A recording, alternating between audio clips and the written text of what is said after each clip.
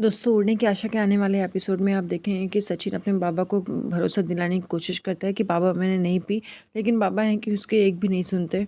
वो बताता है मैं वहाँ पैसेंजर को छोड़ने गया था, लेकिन फिर वहाँ पे मैं अटक गया।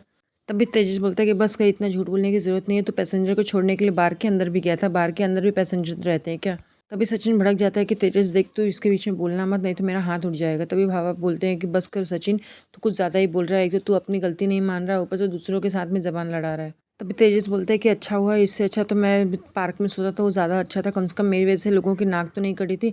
इस पर सचिन को गुस्सा आ जाता है, वो तेजस को मारने के लिए चढ़ जाता है, लेकिन तभी बाबा उसको मारने के लिए हाथ उठा देते हैं, तो सायली उनको रोक देती है। तो रेणुका बोलती है अगर तुमने हाथ उठाया ही था तो उसको मारा क्यों नहीं? यही हाथ हमें बचपन में उठा देना चाहिए था, तो आज इसकी ये हालत नहीं होती।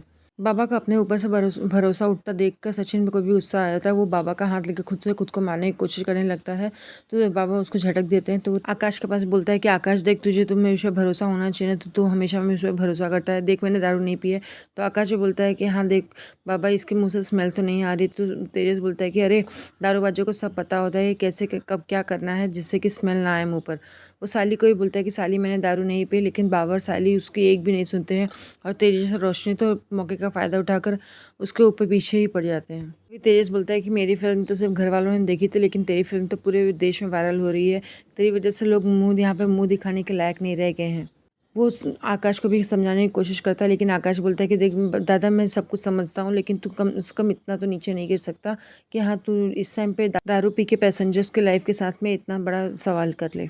तभी रेणुका बोलती है कि मैं तो समझती थी कि हाँ तू ही बुरा है, लेकिन ये तेरी बीवी बीवी बुरी है, तूने ऐसी औरत के साथ में शादी की है, तो तेरा कुछ भी नहीं हो सकता। साली रोते हुए अंदर आती है, तो सचिन उसको समझाने की कोशिश करता है कि देख साली, मैंने ऐसा कुछ भी नहीं किया, ये लोग जो भी समझ रहे हैं वो सब गलत है। मैंने नहीं दारू पी है। मेरी ज़िंदगी में सिर्फ दो ही लोग हैं, तू और बाबा। अगर तुम दोनों ने ही मेरे ऊपर विश्वास नहीं किया तो मैं कहाँ जाऊँगा? तो साली बोलती है कि देखो, तुमने मुझसे वादा किया था कि लोग मुझे दारूबाज की बीवी नहीं बोलेंगे, लेकिन तुमने वो वादा आज तोड़ दिया। आखिर आज लोग मुझे बोल रहे हैं दारूबाज की बीवी, और मैं तुम पर कैसे विश्वास कर लूँ? तुम क्यों गए थे वहाँ पर? वो बोलती है क्या इससे पहले तुमने कभी भी दारू पीकर मेरे ऊपर हाथ नहीं उठाया है, या तुमने कभी भी तमाशा नहीं किया है घर में? तुमने ऐसा काम ही किया है कि लोग तुम्हारे ऊपर कभी भी भरोसा नहीं कर। तभी सचिन को गुस्सा आता है, बोलता है देख साली, तू और बाबा ही मेरे ऊपर विश्वास नहीं कर रहे हैं। अगर तुम लोगों को लगता है कि मैं दारूबाज हूँ तो मैं हूँ दारूबाज, और आज के बाद मैं किसी की नहीं सुनूंगा। वहीं तेजस और रोशनी बहुत खुश होते हैं, और तेजस बोलता है कि अब तो सारे पत्ते मेरे हाथ में हैं। लेकिन रोशनी बोलती है कि जिस तरह से साली का बर्ताव था, मुझे लगता नहीं है कि वो शांत बैठने वाली है, वो कुछ और ज़रूर करने वाली है। लेकिन तेजस बोलता है कि कोई बात नहीं, अभी तो हम सब ऐश कर रहे हैं, इसके अलावा हमारे पास में और कोई नहीं आने वाला। वहीं सचिन अड्डे पर जाता है, तो वो सब पहले से सोचने लगता है कि किस तरह से लोगों ने उसके ऊपर विश्वास नहीं किया। ये देखकर उसके दोस्त लोग उसको समझाने की कोशिश करते हैं, बोलते हैं कि सचिन तू चिंता मत कर, सब लोग तेरे ऊपर विश्वास करना शुरू कर देंगे, लेकिन हमें पूरा पक्का है कि हाँ तूने दारू नहीं पी है।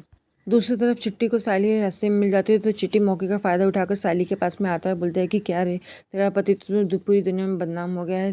दीदी, मैंने तो तुमसे पहले ही बोला था कि तुमने मुझे दारूबाज बोला है, लेकिन तुम्हारा पति मुझसे बड़ा दारूबाज है।